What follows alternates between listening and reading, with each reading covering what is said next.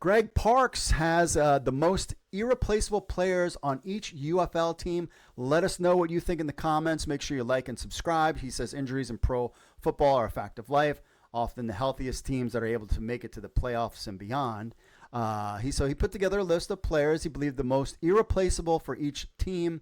Let's go right into it. Number 1, Luis Perez. Clearly, he led the league in passing. He's been the guy. They do have he's the reigning NFL passing leader, and his backup Holton Ahlers is largely untested pro. Perez knows the offense. Losing him would be a huge thing for the Renegades, clearly. And one of the big names, the King of Spring, is there, and we'd love to see him throw out again.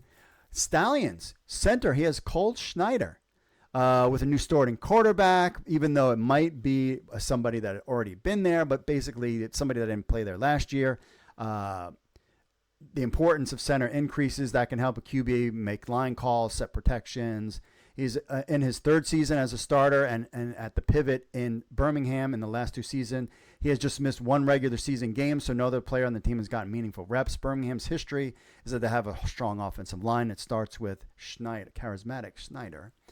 DC Defenders, America's team, Abram Smith. What can you say? Made the championship game with him, 500 without him. The problem is the DC Defenders have increased their talent. And Smith may not be dominated in 2024 the way he did in 2023, but it's clear DC's offense was hamstrung with his absence.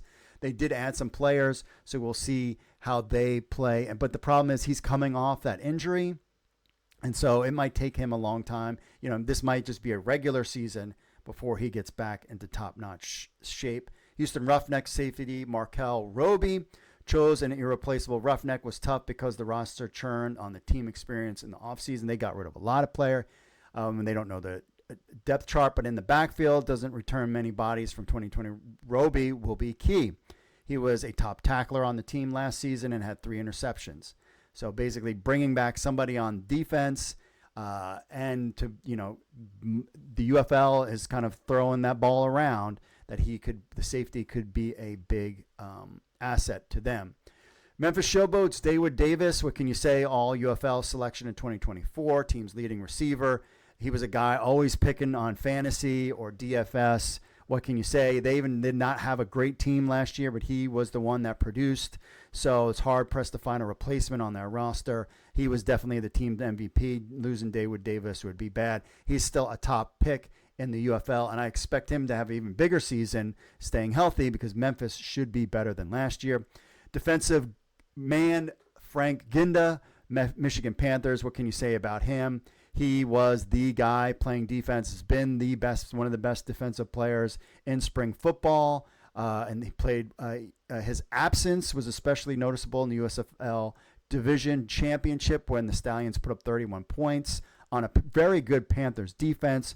So he is the physical and emotional leader of the Panthers. Ginda has been on the fringes of NFL playing for a while, but he's always come back. He'll slide right in, and definitely they missed him in the playoffs for sure. San Antonio Brahmas linebacker Tavante Beckett. He could have put Beckett or Jordan Williams. Their defense was great. I mean, just thought about a turnaround team with the San Antonio Brahmas from Hines Ward to Wade Phillips. His defense, they know how to play. They know how to throw up points. Defense can keep them in the games, and then the offense can let things rip. At just 27 years old, Beckett's in his prime, and though San Antonio can trot out several pass rushers on the outside, he and Williams are two of a kind for the Brahmas. And finally, St. Louis Battlehawks, Hakeem Butler. What can you say? Another top-notch player. He's not going to have A.J. McCarron, but he accounted for 23% of St. Louis's receptions last year and 35% of their passing yards. They got a new quarterback. They have great wide receivers. But Hakeem Butler, I mean, he's just had some monster games. You just throw it up to him. Basically, Hakeem Butler, spring football legend, put him up there with Luis Perez. I would put Hakeem Butler up there as well. So, again, another guy that a must-have, that these guys cannot get hurt. They do. St. Louis has a deep roster, but there's nothing about his speed and size. You can't replace that. So, big loss if they lose them. And these are the most irreplaceable players of each UFL team. Let us know in the comments. Did Greg Parks miss anything? Let us know what you think. Make sure you like and subscribe.